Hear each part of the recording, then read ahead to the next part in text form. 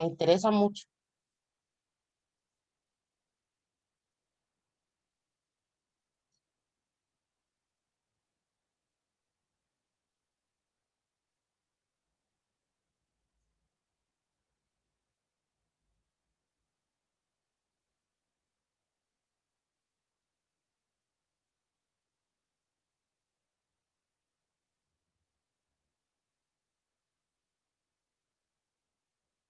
Buenas tardes. Buenas tardes. ¿Cómo está Raquel? ¿Cómo está Alejandro? Todo bien, por dicha. Qué dicha, me alegro mucho. Em, bueno, vamos a dar un par de minutos para que se conecten los y las demás y procedemos con la clase de hoy.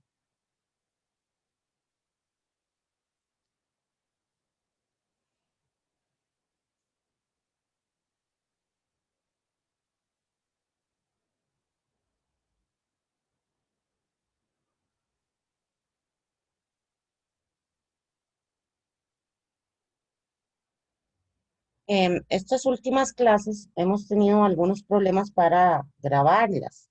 En algunas ocasiones se nos han perdido las grabaciones, entonces les sugiero a todos y todas que tomen nota, por favor, de la clase para que si no se graba, sí apuntes eh, de la clase, para que si no se graba, pues les queden ahí, les quede la información. Aparte, también les cuento que recibimos una circular de la universidad con respecto a los seminarios que son de participación y asistencia obligatoria. En el caso de los seminarios como este, que son de asistencia obligatoria, los videos para que cuente la asistencia deben estar activados. En el sentido de que va en beneficio de ustedes activar el video porque si tienen algún reclamo y hay grabación, como en este caso, que de paso les aviso que esta clase está siendo grabada, si no tienen el video activado y tienen que hacer algún reclamo, no podrán hacerlo, menos de que el video lo tengan activado. Entonces, les sugiero que en las clases en las que tengan asistencia obligatoria, activen sus videos. Otra cosa con respecto a esta circular, los nombres deben estar completos con sus nombres y apellido, o apellidos en este caso, y no pueden tener memes ni imágenes que sean o no correspondan a la imagen de ustedes mismos o mismas. em, y el profesor podrá bien sacarlos de la clase si ustedes no tienen su nombre, su imagen o su video. Además, si tienen que enviar algún comunicado a los profesores, debe ser exclusivamente de su correo institucional, indicando en el correo mismo o en el WhatsApp, en el caso cuando me escriban a mí, su nombre, su número de carnet, su curso, el número de grupo y el horario al que atienden. Entonces, se los digo porque hemos tenido bastantes casos ahorita de gente que lamentablemente está contagiada con el coronavirus y nos escribe y no tenemos datos ni de a qué grupo pertenece, ni su número de carnet, y don Luis tiene pues más de 200 estudiantes en este momento, así que si ustedes por A o por B tienen que escribirle al profesor, em, les recuerdo que pongan esos datos en en su correo y que sea desde el correo institucional. Lo mismo si me van a escribir a mí por WhatsApp. Bueno, nos vemos ahorita más tarde. Los dejo con el profesor y que disfruten muchísimo la clase.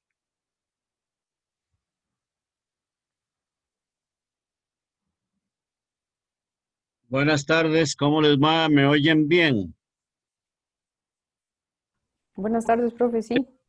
Buenas tardes, profe. Bueno, muy bien, vamos a ver si hacemos un resumen. Como les dijo doña Cintia, conviene siempre, ya sea que tengamos grabación o no la tengamos, porque A veces se nos ha fallado, no sabemos por qué esto de la grabación, que siempre tomen sus apuntes.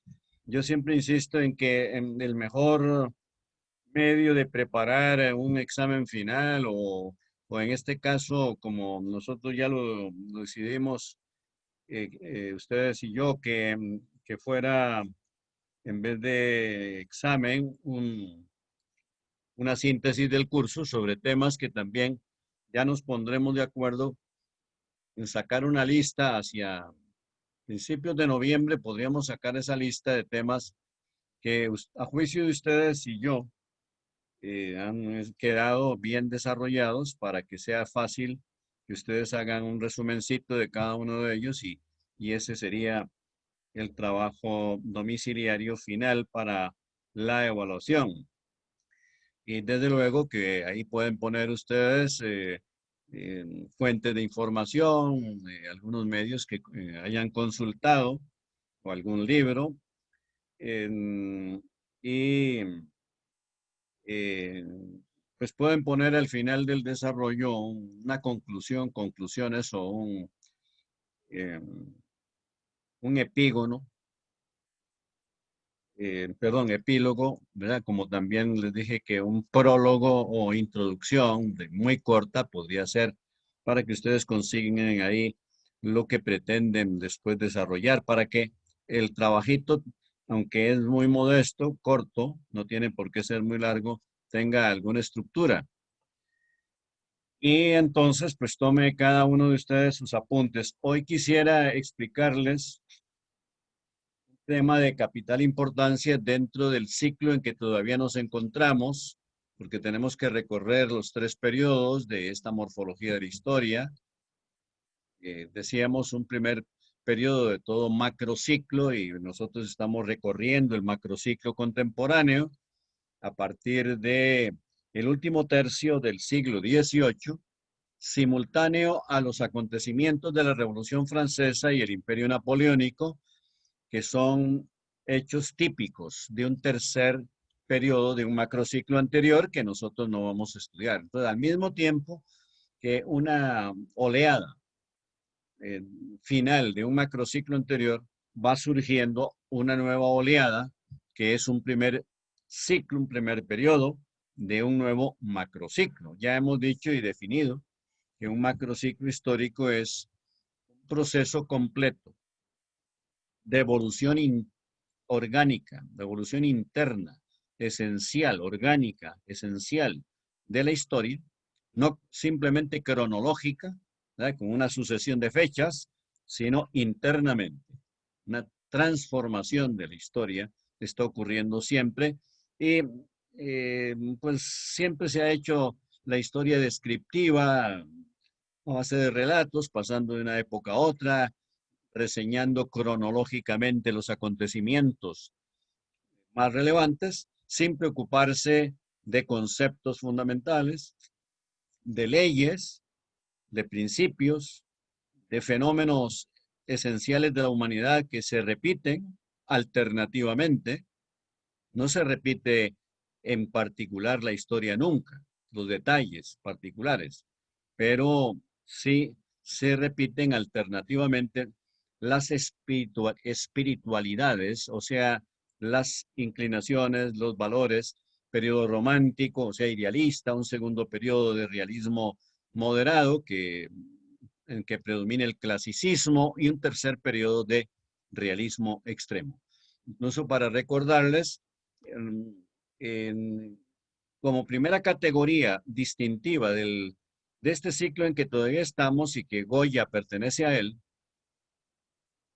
que hemos mencionado a Goethe, hemos mencionado a Hegel, hemos ya hecho una síntesis de Beethoven y Goya, pues nos interesa mucho porque fue romántico, pero sobre todo a partir de mediados de su vida y sobre todo en la vejez, extrema vejez genial, donde aparecen las pinturas, las llamadas pinturas negras. Y entonces, por falta de tiempo, pues tenemos que seleccionar a los autores más representativos del espíritu específico de cada una de las épocas. Y en este caso, pues del periodo romántico estamos tomando en cuenta a Goethe, a Beethoven, a Hegel y Goya. Del romanticismo español hemos mencionado y vamos a ver si hay tiempo en algún momento de hacerles un resumen, porque lo hemos mencionado, de José Zorrilla, la obra cumbre de él, la más universal después del Quijote, traducida por supuesto a todos los idiomas, que es Don Juan Tenorio, que es una obra de teatro trágica porque hay una inclinación profunda de los periodos románticos a crear arte inspirándose en los argumentos, en los acontecimientos trágicos de la humanidad. Esto se debe, para decirlo muy rápidamente, se debe a que la humanidad va acumulando problemas sin solución, remordimientos, tradiciones que no se han todavía depurado, y entonces, pues la tragedia, como también los psicólogos han observado esto en las catástrofes, en que la gente aparece sumamente tranquila. El cristianismo también ha tenido siempre esa tesis de que el dolor purifica, y la tragedia es una purificación de nuestros sentimientos y un alcance de nuestra serenidad espiritual. O sea que hay que sufrir muchísimo para sentirse verdaderamente, si no feliz, por lo menos sumamente tranquilo. Y a eso se debe que los periodos románticos, que son subjetivistas, sentimentalistas fundamentalmente, recuerden aquellas palabritas en alemán, Sturm und Drang, tempestad y pasión significa eso en alemán, Sturm, igual que la palabra en inglés que ustedes la conocen, storm, que significa lo mismo, de raíz, las dos de raíces indoeuropeas. Sturm y Drang significa pasión. Entonces, tempestad y pasión, que son como las insignias del romanticismo. El romanticismo pone todo su talento, su inspiración en la investigación, en hurgar las entrañas mismas de los sentimientos, las emociones, la memoria que evoca incluso pasados remotos, porque hay una tendencia al historicismo. Y entonces, para no desviarme mucho y ver si les doy hoy, pues, por lo menos lo esencial de Goya, anoten ahí que Goya, Francisco de Goya, que siempre se cita como Goya, nació en 1746 y murió en 1828 en Aragón, que es una región del noreste de España, limítrofe con Cataluña, Aragón, en un pueblecillo remotísimo, todavía en la actualidad, pues es una pequeña aldea que se llama Fuendetodos. Y es el pintor más importante de la historia de España.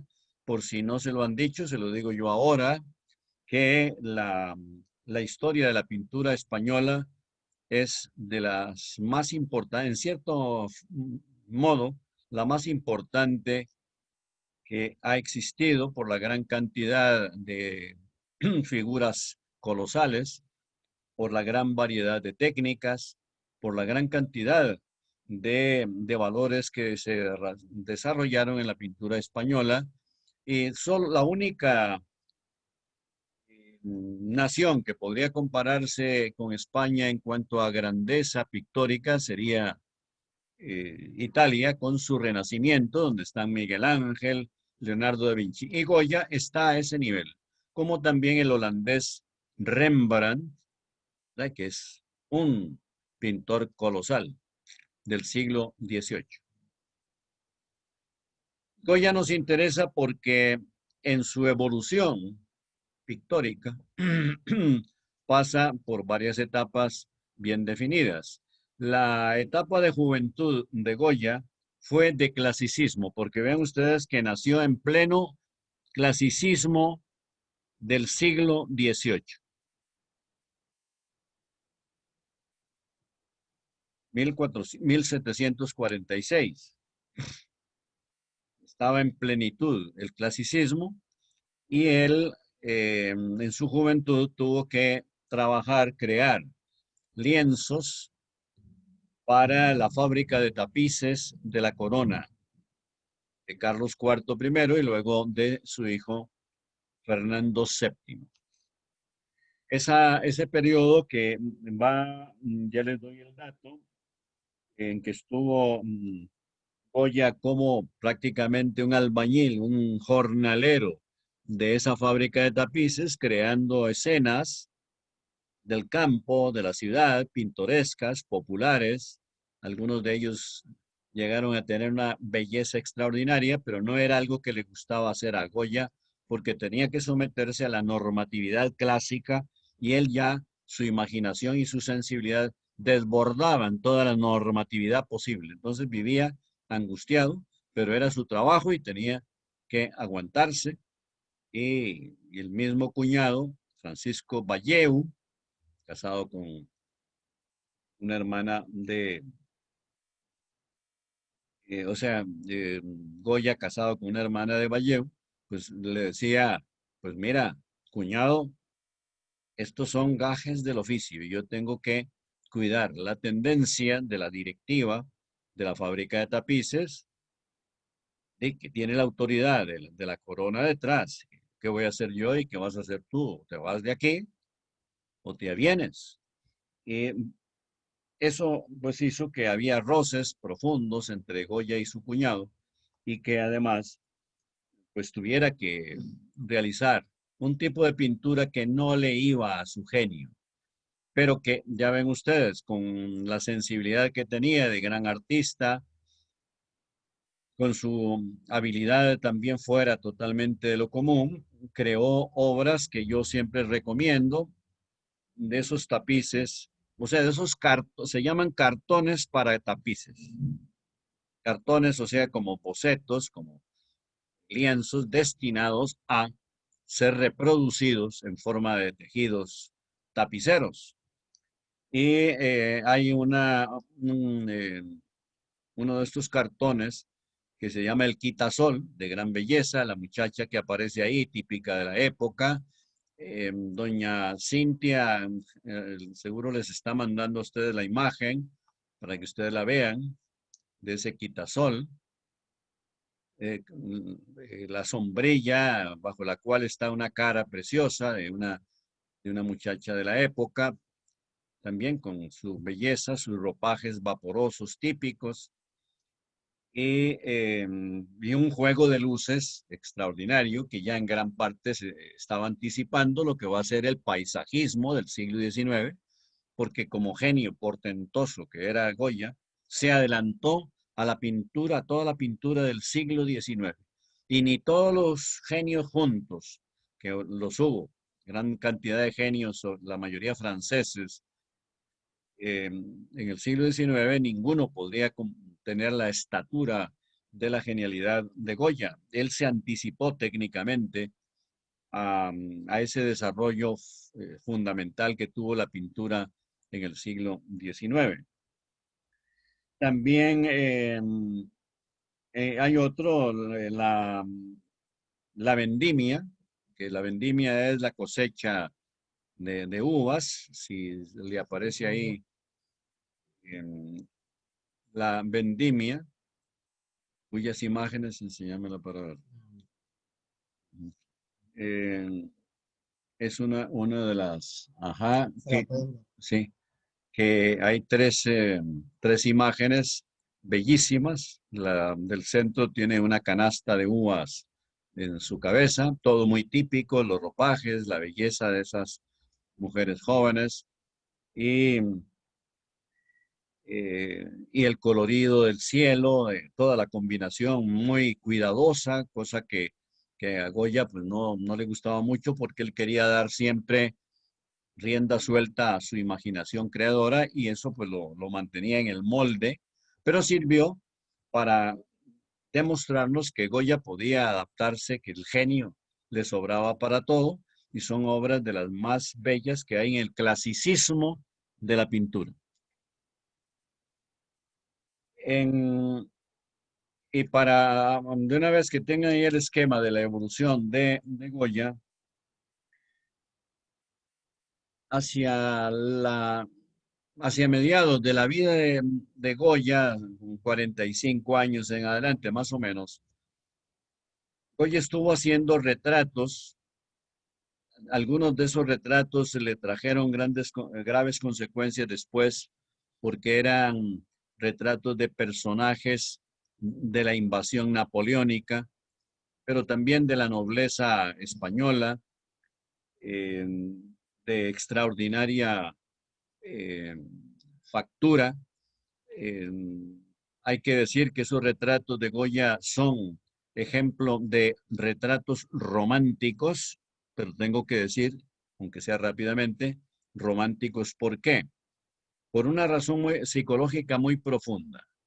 Y es que Goya no adulaba, no trataba de quedar bien con el retratado, fuera príncipe, rey o lo que fuera. En el retrato de la familia de Carlos IV, ustedes pueden observar la cara de bruja espantosa de la reina María Luisa, casada con el rey Carlos IV, y que está en primer término y con una cara altiva, en donde cualquiera se daba cuenta de que ahí Goya pues estaba representando la realidad de, de la, de la casa real, en que él era el rey, era un hombre que lo dominaba la mujer y que incluso le era infiel porque esa María Luisa con esa pinta que tenía, pero como era reina se la jugaba, tuvo un querido eh, que era pues guarda joven, muy bien parecido, guarda de corps, y Godoy, Manuel de Godoy y Faria. No sé si voy muy rápido para que tomen apuntes. Alguien que me diga, es que, bueno, a mí siempre me ha ocurrido siempre esto y me ocurrirá dando una clase que me entusiasmo con lo que sea. Y entonces acelero un poco, pero si están tomando apuntes, pues no, sigo más o menos así. Entonces Manuel de Godoy y Faria era el favorito de la reina y ella lo fue elevando, le fue dando toda clase de títulos y terminó incluso en la invasión napoleónica poniéndose de acuerdo con Napoleón. Claro que con Napoleón había que ponerse de acuerdo sí o sí, pero Napoleón lo engatusó en primer lugar, le pidió permiso para invadir España por el norte con el pretexto de ir hacia Portugal para castigar a Portugal por, por no acatar una medida imperial en toda Europa, que era que no sus barcos no continuaran la ruta, barcos mercantes, hacia Rusia. Fue una medida descabellada de Napoleón, pero ya sabemos que los genios imperialistas cometen errores. Ese fue prácticamente el origen, uno de los orígenes de, de la caída del imperio napoleónico. Primero, invadir España. Y alguien le dijo a Napoleón, pero a Napoleón no le hacía caso a nadie, llevaba su idea, como le ocurrió 150 años después a Hitler, hacía lo que tenía programado, creía que era infalible y que era Dios el que lo estaba protegiendo, no hizo caso, pero alguien le dijo, tu imperio fracasará en España. Y así fue. Los historiadores, incluso franceses, han reconocido que la caída del imperio napoleónico empezó en España, porque al año de invasión se produjo la batalla de Bailén, con B, Bailén, en donde resultaron derrotados los ejércitos napoleónicos. Napoleón y su hermano José Bonaparte, que fue nombrado rey porque Godoy estuvo de acuerdo y el rey Carlos IV y su príncipe, el futuro Fernando VII tuvieron que renunciar a sus derechos y en realidad, Napoleón los tuvo en un castillo en el sur de Francia prácticamente encarcelados. José Bonaparte, rey de España, por imposición de su hermano Napoleón, nunca pudo gobernar España, ni un solo día. Nadie le hacía caso y la rebelión fue desde el primer día. Todas las clases sociales intervinieron en esa contienda y se propusieron todos los españoles, niños, mujeres, ancianos, toda clase de españoles se lanzaron a matar franceses y por tanto nadie quedó sin despreciar a las autoridades napoleónicas en España hasta que fueron definitivamente expulsados a los pocos años, concretamente en 1814. Goya vivió en ese periodo y algunos de los grabados más maravillosos de Goya, de más genialidad, son precisamente los caprichos, los desastres de la guerra, que se refieren precisamente a todo lo que Goya, los fusilamientos de la Moncloa y de la Puerta del Sol del 2 y el 3 de mayo de 1808, el año de invasión napoleónica en España, 1808. Son de las pinturas más célebres de Goya por el adelanto técnico, por el realismo extraordinario que tienen y que los fusilamientos, repito, de la Puerta del Sol, que es el centro de Madrid, que llaman en Madrid el kilómetro cero, y en la Moncloa a la entrada de la ciudad universitaria. Ahí en esa imagen que les está mandando doña Cintia, en los fusilamientos del 2 de mayo hay una figura muy representativa de lo que es el pueblo español, cuando están una fila de gendarmes napoleónicos y se están fusilando a todos los héroes populares que se encontraban. Hay un personaje en el centro con una camiseta blanca y una mirada de exaltación, de que no les importaba la muerte porque se habían opuesto nada menos que a un imperio universal.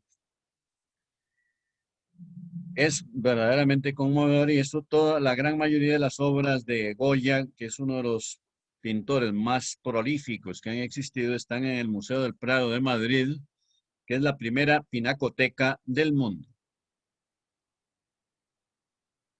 En cuanto a la etapa de los retratos de Goya, por lo que son retratos, y al fin no lo dije, románticos,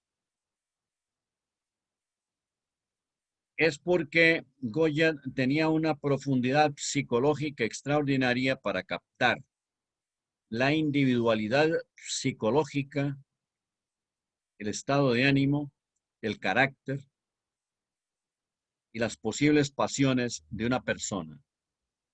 Y que además, en la mirada, en su estilo, en la condición estrictamente personal, inconfundible, estaba presente la vida de esa persona. Por tanto, no son retratos que nos hagan recordar nunca que la persona está muerta y hace muchos años, 150, 200 años. No pensamos en eso, sino que estamos viendo la presencia vital, vivita y coleando de la persona. Por eso yo tengo mucho gusto en citar a uno de los filósofos que más leí, que más me entusiasmaron en mi época de estudiante en España, que fue José Ortega y Gasset. Gasset se escribe con doble S, que fue el más célebre filósofo español del siglo XX, traducido a unos 17 idiomas. Con eso le estoy diciendo ya todo. Un extraordinario escritor. Con una originalidad ecléctica, habría que decir, o sea, no fue creador de una de las teorías más revolucionarias de la historia de la filosofía, pero todas las teorías que él amalgamó y sintetizó en sus intereses personales tienen una gran profundidad y claridad. Y Ortega y Gasset, que tiene además teorías bastante originales, como la teoría de las generaciones, y la idea no la inventó él, sino que la tomó de historiadores franceses del siglo XVIII, fue el que la llevó a sus últimas consecuencias. Ahora no puedo entrar en características de esa teoría de las generaciones, espero en algún momento hacerlo por la necesidad del desarrollo de los temas del curso, porque algunas ideas de Hegel, de Ortega, de otros, Jean-Baptiste Vico, yo las he fundido en mi propia teoría de los ciclos, esta teoría morfológica que les estoy explicando. Y cito a Ortega porque a propósito de los retratos de Goya, él tiene un ensayito corto, si ustedes lo encontraran en internet o donde sea, se lo podrían leer, no tardan mucho en leérselo todo, un estudio sobre Goya. Y ahí dice, a propósito de los retratos de Goya, que estamos constantemente presenciando algo así como un proceso que va del ser al no ser y del no ser al ser. El ensayo se llama simplemente Goya o Apuntes sobre Goya. Ya les digo que es un ensayo corto, pero con mucha profundidad analiza la pintura de Goya. Y esto de que hay un paso, un proceso del ser al no ser, se debe a esto que les estoy diciendo. Es una manera de decirlo él, un poco filosófica, metafísica, pero es lo mismo. Tal vez entendemos mejor el asunto diciendo que la persona que estamos contemplando en un retrato de Goya está viva, presente en toda su vitalidad. También subrayo que ese retrato que me acaba de enseñar doña Cintia, que es de Fernando VII, que no es de los retratos de Fernando VII en que Goya lo representa de una manera más realista y menos aduladora. En realidad, Goya nunca aduló a nadie, pero esa imagen que acabo de ver, pues tiene su gracia, no está tan horrible, porque además Fernando VII fue un detestable, odioso rey de la historia de España. Y el periodo que él estuvo dos periodos. En uno fue derrocado, en el primero fue derrocado y luego hubo un 1820 fue derrocado. Hay un periodo de transición liberal y luego la Organización Europea, el Congreso de Viena, es un tema que yo generalmente propongo para mini conferencias, pero ahora con esto de la virtualidad no hay mini conferencias, que es preparar cada uno de ustedes a lo largo del curso un temita para exponer unos 10 minutos. Siempre les propongo entre los temas este del Congreso de Viena de 1815 a 1848, en que se organizó todo el mapa político europeo que había sido descuartizado por el Imperio Napoleónico. Y entró en España un ejército de esa Unión Europea, mandado por ese Congreso de Viena, dirigido por un general francés, y logró derrocar a los liberales que estaban en ese periodo que le llaman trienio constitucional. Volvieron a imponer la Constitución Democrática y Liberal de 1812, que para Costa Rica es muy importante porque nuestra primera Constitución de 1821 proclamada por el Congreso, la Junta de Gobierno totalmente provisional de Cartago, fue una copia. Muy bien, muy sensato haber hecho eso. No teníamos ninguna experiencia y se copió la Constitución Liberal y Democrática Española de 1812.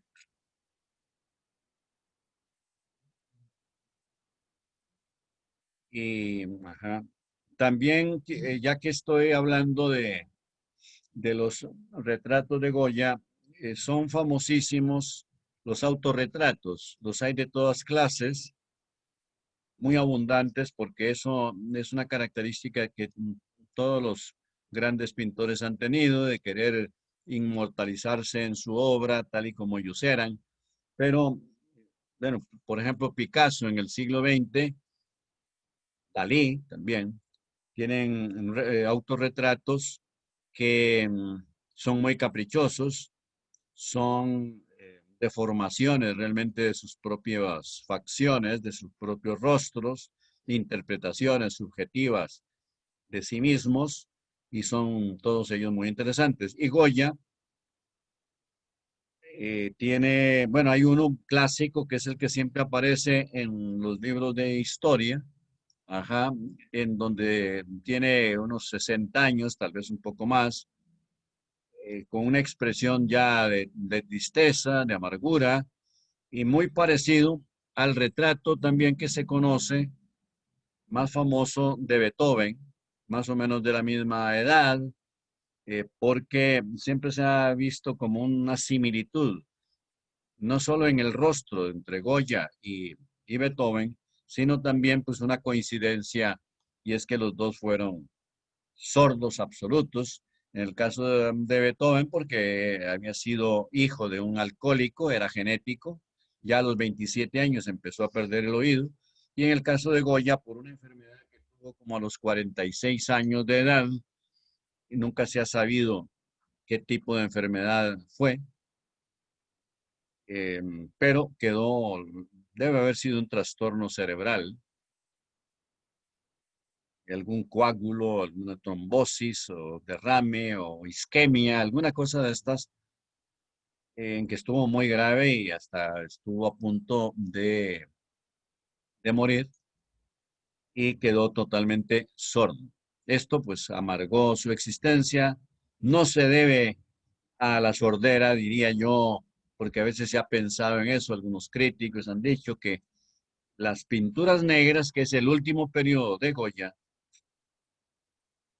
que son rarísimas, empezando porque les llaman pinturas negras, porque con el negro y todas las variantes en diferentes grados de concentración pictórica y mezcla con blanco y la gama de los grises que se produce con esas mezclas, lograba o logró unos matices que ningún otro pintor, ni aplicando toda la escala cromática posible, ni con las nuevas eh, fabricaciones que ya vienen preparados, todos los tubos de pintura de 1800 y por computadora, 1800 tonos de un solo color y cosas de estas. En esa época era el pintor el que tenía que, con ayuda de alguien, el que hacía las combinaciones químicas y logró con blanco y negro esas pinturas llenas de monstruos,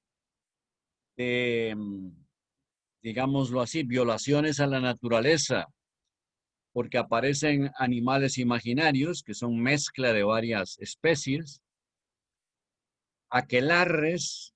La palabra aquelarre es de origen vasco y significa asamblea de brujas. Y aparecen ahí esas mujeres brujescas, verdaderamente asombrosas en su fealdad, que esta es una de las aportaciones de Goya a la historia de, de la pintura. La introducción como valor estético de la fealdad, la monstruosidad, el absurdo, que se salen de lo que tradicionalmente se entendía por belleza, por estética normativa. La normativa estética tradicional prohibía lo feo. Siempre había un cuidado de que las figuras fueran agradables, más o menos acordes con la naturaleza, pero en Goya aparece, como les digo, con carácter estético. O sea, demostró que lo feo puede ser, puede tener un valor estético profundo y hasta más profundo que la belleza aparente. Y que además sirve precisamente para profundizar lo psicológico, todas esas variantes de, o esas conversiones de la supuesta belleza aparente en una belleza, o sea, llamarle qué belleza a algo monstruoso, algo feo, pues era algo que no se podía tolerar en esa época y por eso Goya pues siempre tuvo, como ocurre con los grandes creadores, una gran dificultad para ser aceptado, como antes y después de él también ocurrió con otros genios. En la música también ha habido el repudio. Beethoven mismo fue repudiado con la novena sinfonía, como tal vez seguro ya les he comentado. Esto creo que es lo fundamental de Goya. A propósito de los autorretratos de Goya, algunos son cuidadosos, más o menos como él era. En la familia de Carlos IV, él está, como ocurrió con Velázquez, siglo XVII, en la obra más importante de Velázquez, que son las Meninas. Las Meninas eran las sirvientas de la infanta Margarita, o sea, es una escena en una habitación en la casa real y en esa obra aparece el caballete y a un lado del caballete está la figura de Velázquez. Y lo mismo hizo Goya. Si usted se encuentra por ahí, la puede mandar para que vean que hay una cosa que a mí siempre me ha parecido rara. Yo no creo que Goya, bueno, puede ser, fuera tan enano como parece, o tal vez es un problema de perspectiva, que aparece Goya, la cara agraciada, se ve que como era joven, pues todavía no se había puesto feo, pero que pues tenía facciones más o menos atractivas y pues está de lado, o sea, de perfil, y la figura se le ve, como no se ve la parte de las piernas y los pies, pues no se sabe si es que está en otro nivel o que él quiso representar en un nivel mucho más alto, puede perfectamente ser así, porque se trataba de la familia real y al aparecer él ahí, pues aparecía en un nivel más bajo para respetar pues, la jerarquía social, digámoslo así. Pero nunca en los datos biográficos que he recibido hasta el momento, nunca me he enterado de qué tipo de... Y no ha preocupado eso. Ajá. Bueno, no lo veo bien. Sí, pero por ahí está, ahí no se ve. Ujú. En esa que mandó doña Cintia, aparece ahí, bueno, en A la, la la izquierda. familia de Carlos IV a la izquierda, al lado del caballete, aparece Goya, solo que en esa imagen, pues yo por lo menos ahora como estoy con la lámpara encima no lo puedo apreciar. Está un poco oscura, pero sí se observa la figura que tenía Goya, que era joven en ese momento, o por lo menos como se representó ahí. Hay uno de los cartones para tapices, es famosísimo. Hay dos. Bueno, uno que es el de el cazador con la escopeta y el perro, pero es que hay varios cartones, sí hay varias versiones de ese tema del cazador.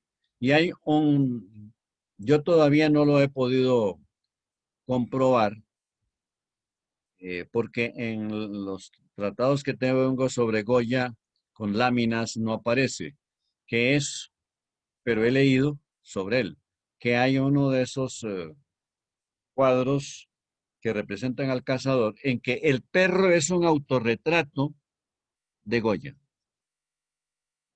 Entonces vean ustedes las ganas que tenía de que en sus obras apareciera su rostro, que no le importó aparecer transformado en perro. Y hay otro en donde, bueno, está más decentemente representado porque es uno de los más, tal vez el religiosamente más profundo cuadro de Goya y es de los últimos que pintó. Se llama La Última Comunión de San José de Calasanz, en donde aparece el obispo brindándole la hostia a el santo moribundo. Y San José de Calasanz en ese momento, la actitud que tiene, los brazos completamente caídos, la expresión muy pálida, por supuesto la cara, y la expresión de sus ojos es de beatitud, o sea, de que está prácticamente su alma está más en el cielo ya que en la tierra. Ese fervor religioso del santo al recibir supuestamente, por lo menos simbólicamente, el cuerpo de Cristo, es una de las expresiones religiosas más profundas, a pesar de que Goya había sido criticado como pintor de tema religioso porque el Cristo en la cruz de Goya no representa el drama del crucificado. Además, el cuerpo de Cristo es, yo diría que afeminado, es muy bonito. No digo que con cinturita y caderas y todo, exactamente no, ¿verdad? Porque hubiera sido el colmo, pero tiene una morfología, ese cuerpo de Cristo, que recuerda el que tienen generalmente las mujeres, o sea, es un cuerpo femenino. Y yo creo que esto es lo que ha inspirado la crítica que ha habido siempre de que Goya no sentía el espíritu religioso, porque siendo un genio de la pintura, capaz de expresar los más sutiles detalles de lo que representaba, no imprimió fervor religioso en él.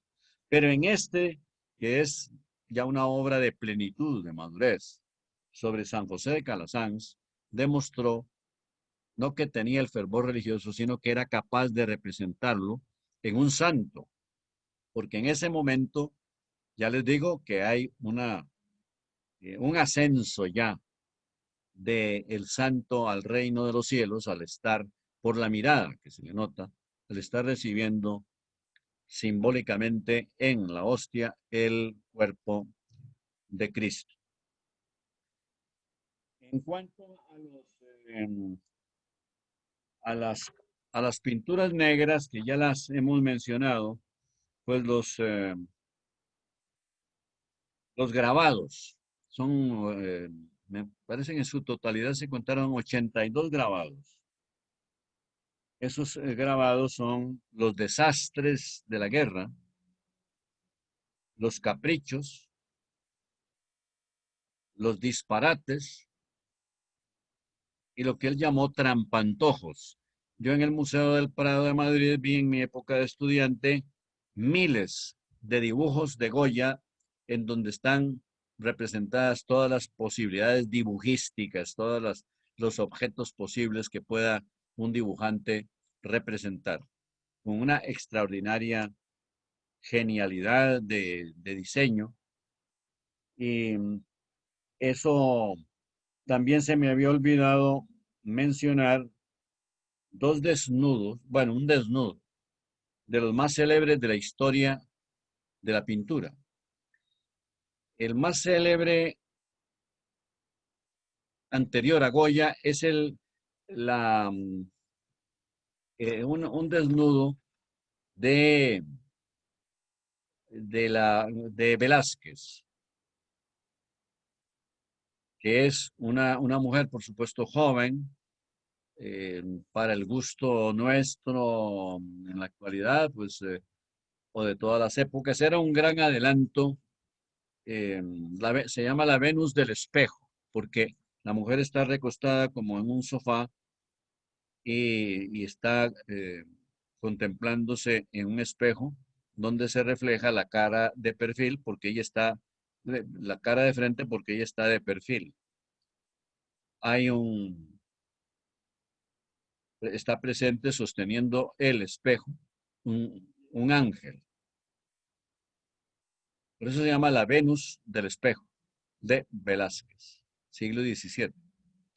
Y desde luego que es un cuerpo desnudo bello, es una mujer delgada, pero y porque en la época que nosotros estamos viviendo y desde hace muchos años, la estética del desnudo masculino ha predominado la tendencia, y ustedes lo saben, por las modas, a la mujer muy delgada y algunas incluso, pues eso ha creado problemas en toda Europa porque hay mujeres que han tenido que someterse a dieta y llegar a incluso a a un debilitamiento debido a esos adelgazamientos forzados, eh, anemias perniciosas se han producido por eso. Actualmente ya está otra vez cambiando porque la estética va ondicularmente también como todo lo que es importante en la historia. Y ahora los modelos y los certámenes de belleza internacionales tienen otros cánones. Precisamente por eso, porque las mujeres estaban presentándose todavía. He visto algunas pasarelas por ahí en televisión de mujeres demasiado delgadas y son verdaderos esqueletos. Eso no sé a quién le puede inspirar erotismo una mujer demasiado delgada. Y eso es el defecto que le podríamos encontrar a la Venus del espejo de Velázquez. Pero el que ya es el primer retrato con mucho sexapil, con mucho erotismo, es La maja desnuda de Goya, que les recomiendo que la observen.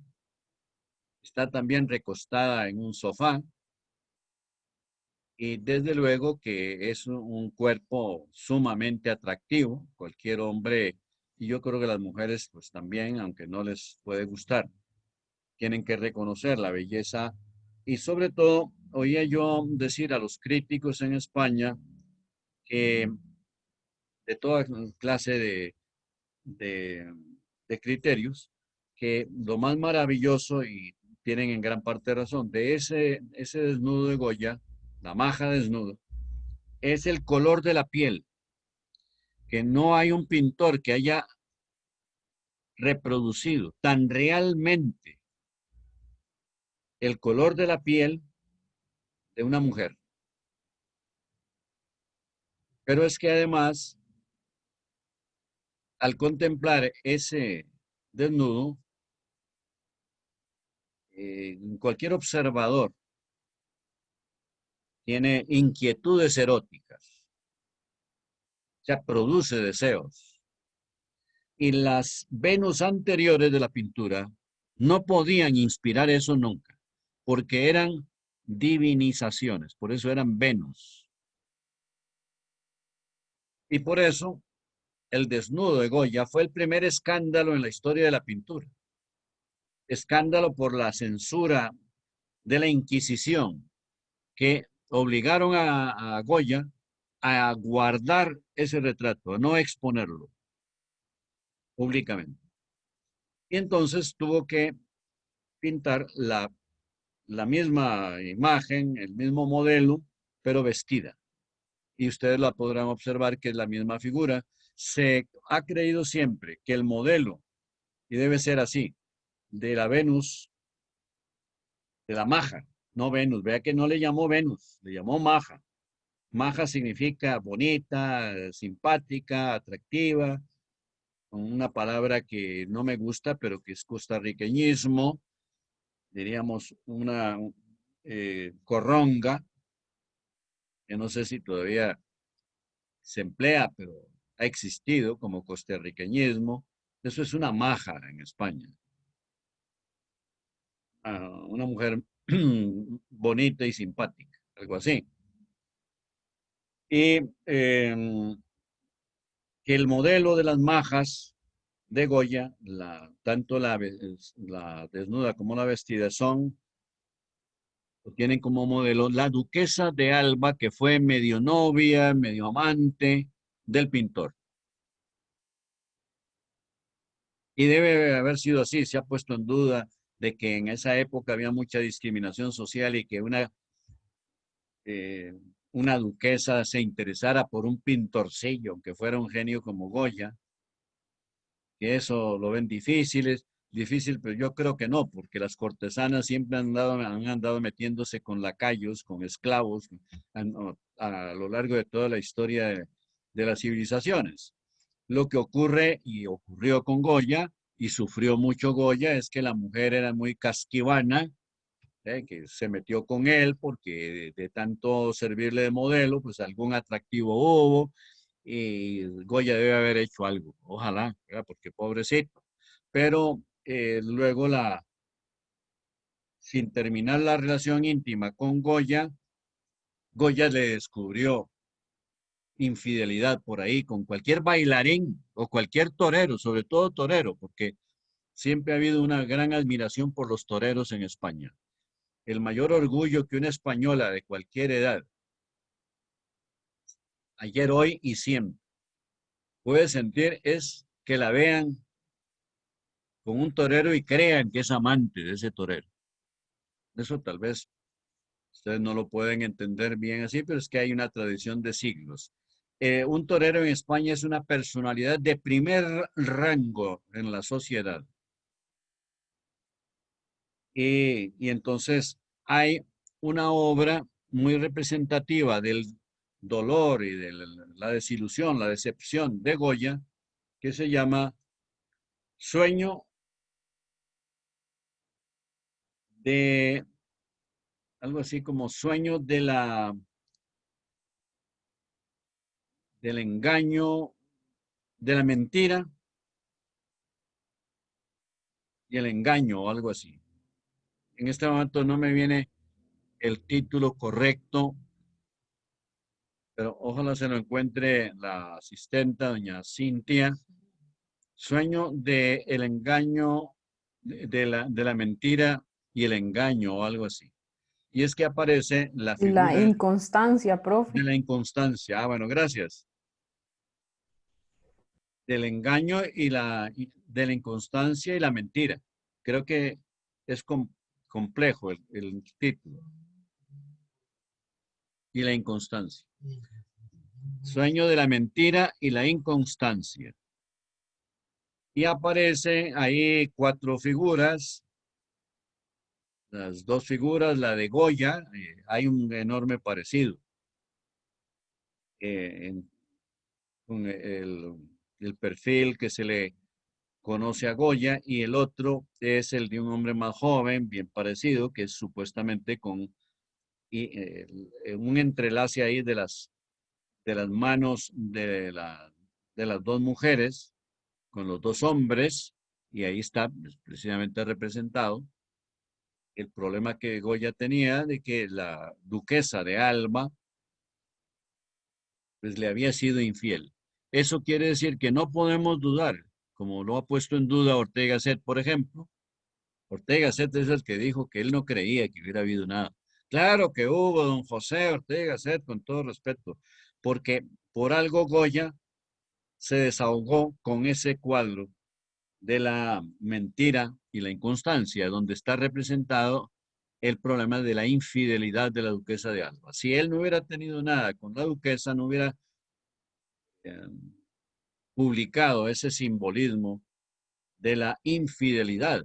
¿Cómo iba a ser infiel alguien que no había tenido nada con él? No sé qué piensan ustedes, para un momento a ver qué piensa, por ejemplo, María Laura, si no le molesta opinar sobre esto. ¿Cree usted que con la existencia de ese cuadro hubo algún flirteo a fondo entre Goya y la duquesa de Alba o no? Buenas tardes. Ganas. Bueno, por lo que puedo observar, me llama mucho la atención que se ve como una doble cara. Entonces, por eso me puede parecer. ¿No? Ajá. Dos rostros dobles, Ujú. el de Goya y el amante y las dos mujeres. O sea, las dos caras de una misma mujer o dos personalidades. Sí, sí, así es. Entonces, pues eso es como símbolo de la hipocresía, ¿verdad? O de la mentira. Ujú.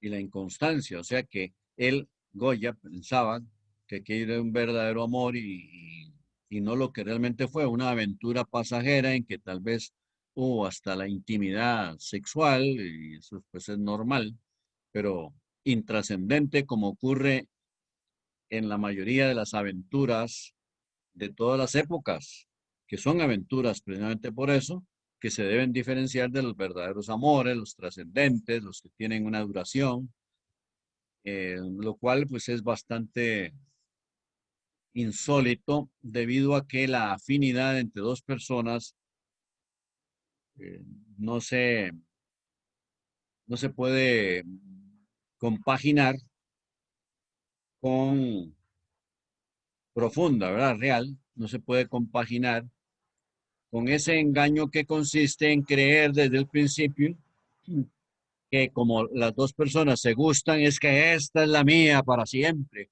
o este es el hombre, el príncipe azul que quería yo y que he soñado, nada, totalmente mentira e inconstancia.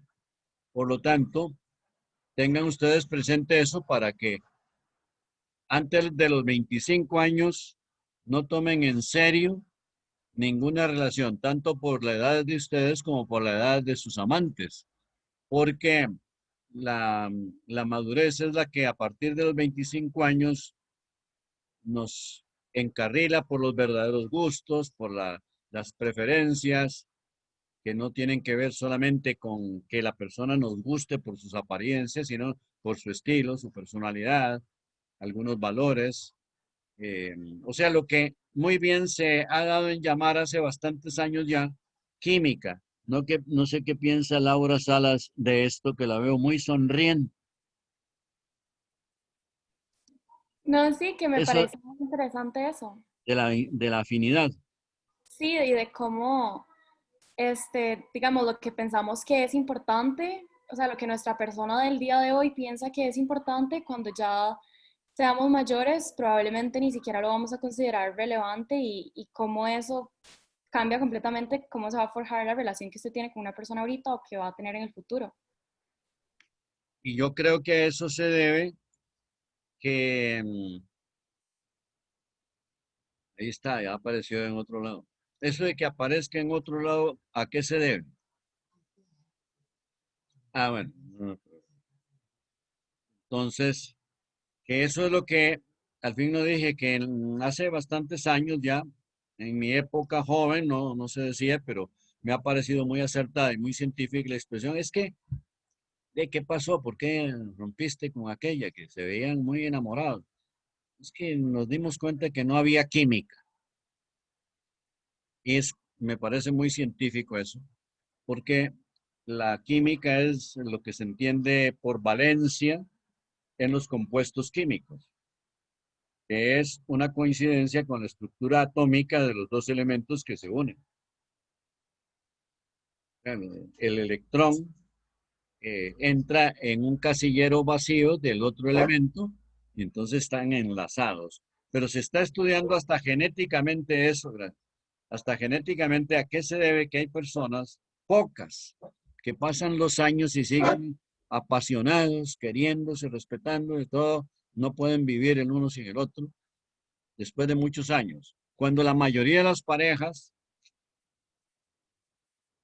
me refiero a las casadas, a los 5 años ya termina todo. Y es mejor que termine. Desgraciadamente, si hay algún niño o niños, son los que pagan más caro ese error, porque son sus padres y los niños sufren tanto o más, yo diría que más que sus padres, pero que hay que divorciarse porque el divorcio al fin y al cabo es una solución para el gran desastre. paro un momento para ver si dedicamos los últimos, ya queda explicado esencialmente Goya. Vamos a ver si el próximo día les desarrollo el tema del representante en música del segundo ciclo, que yo siempre escojo a Wagner.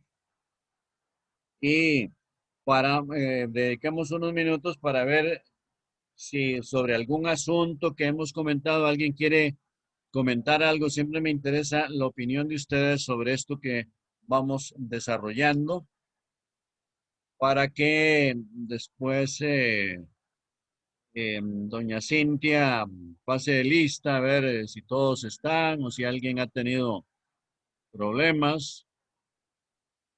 En que se decida alguno o alguno de ustedes. A veces no tengo más remedio que señalar a alguien. Laura, ¿usted quería decir algo más? Bueno, ya comentó sobre esto decir que a usted le parece importante esto de la química entre dos personas. Y antes de los 25 años está de acuerdo en que no puede haber una química muy profunda. Pues, profe, yo sí siento que puede haber una química profunda, pero, o sea, que tal vez no haya, o sea, el hecho de que tal vez no se vaya a mantener en el tiempo no significa que en el momento de su persona actual, por ejemplo, no lo esté sintiendo como si fuera una química profunda. No, sí, se siente y es auténtica y no hay mentira, no hay engaño, sino que los dos están, o sea, puede haber enamoramientos efímeros, transitorios, no de mucha trascendencia, pero son enamoramientos. El problema es tomar una determinación comprometedora o que Disculpe haya, que ajá, interrumpa, ¿sí? Jason, pero yo siento que en ese periodo antes hola. Yo siento que en ese periodo antes de los 25 años es cuando uno tiene más cambios.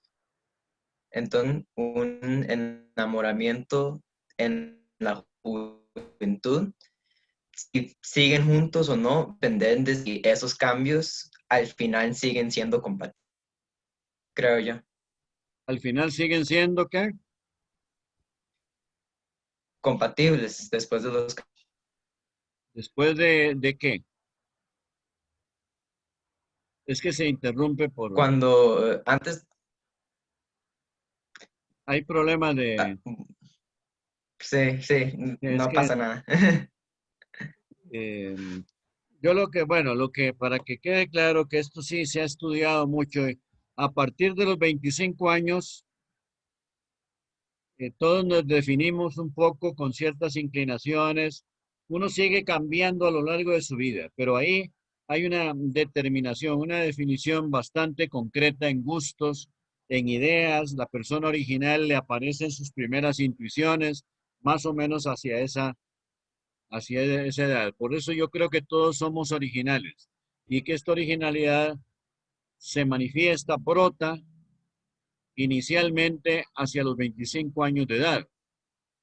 Desde luego que eso no quiere decir que haya que casarse a los 25 años de edad. Eh, las, las personas jóvenes de ahora esperan mucho más porque no tienen por qué creer que las va a dejar el tren o los va a dejar el tren. Sobre todo, esto es muy serio para el hombre que puede esperar muchos años para poder comprometerse seriamente. Y también las mujeres jóvenes de ahora, pues a veces hasta viven juntos un tiempo a ver si todo funciona muy bien, porque no es lo mismo estar cada uno en su casa que viviendo bajo el mismo techo. Estoy convencido de que el vivir bajo el mismo techo muchas veces mata todas las pasiones. En cambio, verse una vez a la semana es lindísimo. Entonces, ahí está la diferencia entre ser novio y ser esposo. Yo no sé si ahora puedes hablar, Jason, o te falló el Bueno, no micrófono. sé si todavía suena cortante.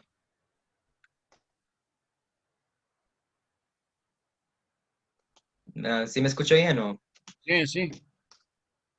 creo que no? No, bueno, entonces ahí les dejo De- esas inquietudes. ¿Eh? ¿Vas a decir algo?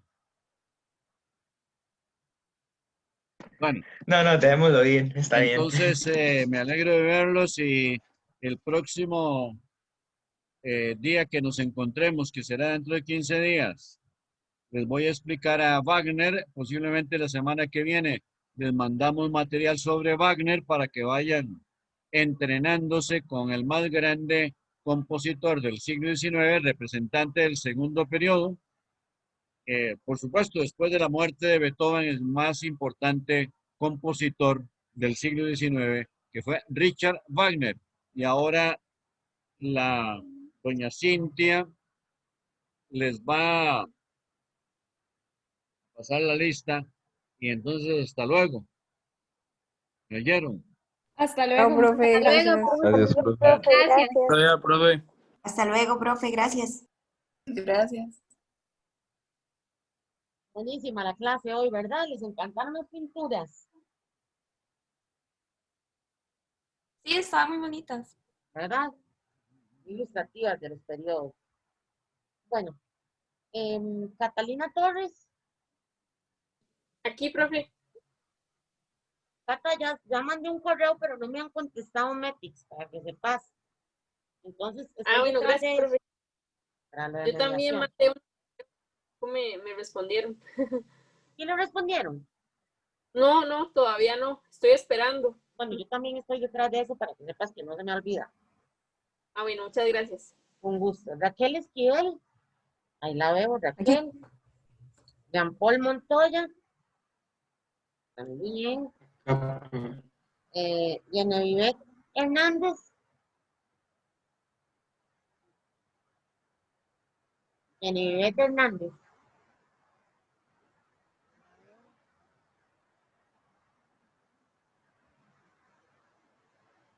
Andrés Juárez.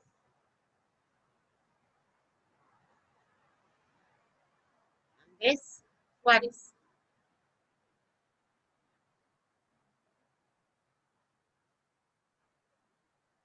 Así lo veo, Andrés ahí conectado. Alejandro Valverde. Presente. Gracias, Alejandro. Mateo Acuña. Matthew.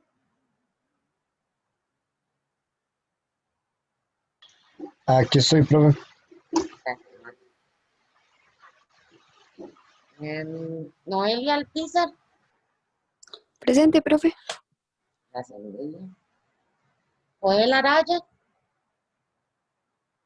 Presente, profe. Gracias. Francini Arias. Aquí estoy. Gracias, Francini. Aldo Bonilla. Presente. María Brenes.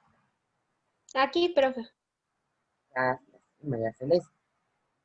Sí. Ángela Cerdas. Presente, profe. María Céspedes. María Catalina. Aquí, profe. Gracias, Carlos. Ana María Laura Elizondo. Presente, profe. Laura. Jason Garro. Presente.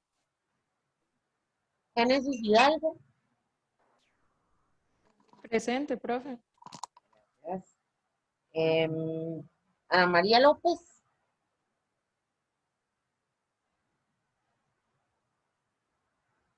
Ana María López.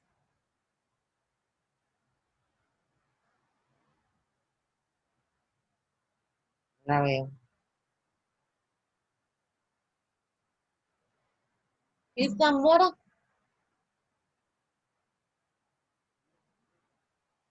Tampoco la veo. María Esther Rivera. Presente, profe. Gracias. Sofía Rojas. Presente, profe. Gracias, Sofía. Carolina Salas. Presente, Tampoco. profe Laura. Ah, ok. Así es, Laura. Ivania Solís. Gracias, Laura. Presente. Natalie Tercero. Presente, profe. Gracias, Natalie. Isabela Viñoli. Isabela Viñoli.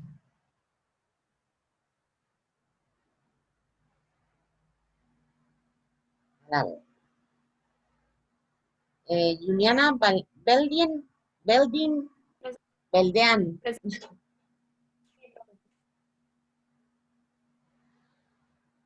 Bianca Olañez.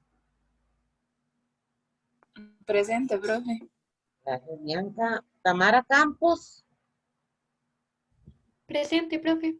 Gracias, Tamara. Presente. Irene Delgado. Ahí la veo, Irene también. Presente. Gracias, Irene. Thomas Huber.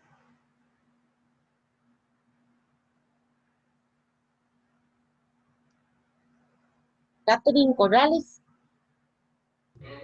Aquí, profe, presente. Gracias, Catherine. Y Roberto Wolfo. Presente. Muy bien. Entonces, les estaré subiendo texto. Ya está en mediación para los que quieran verlos y los que utilicen mediación ya lo pueden ver. El texto para la clase virtual dentro de 15 días. Y espero que hayan disfrutado muchísimo la clase de hoy. Nos vemos entonces en 2 semanas.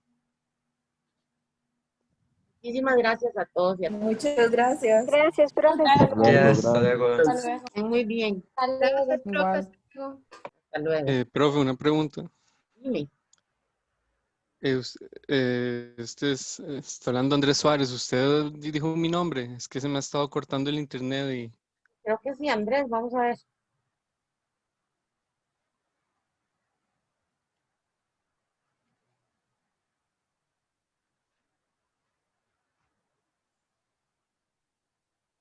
Suárez.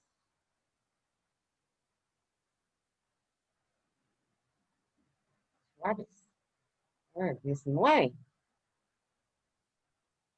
Andrés Suárez. Sí, Andrés, sí lo tengo aquí presente. Yo lo vi ahí donde estaba conectadito. Ah, ok, bueno. Ya. Ok, muchas Bueno, gracias. muchísimo gusto. Catherine, ¿vos necesitabas algo? No, Ok, era... Sí, no, tranqui, profe, gracias. Hasta ok. luego. Bueno, perfecto. Hasta luego. Feliz semana. Igual, gracias.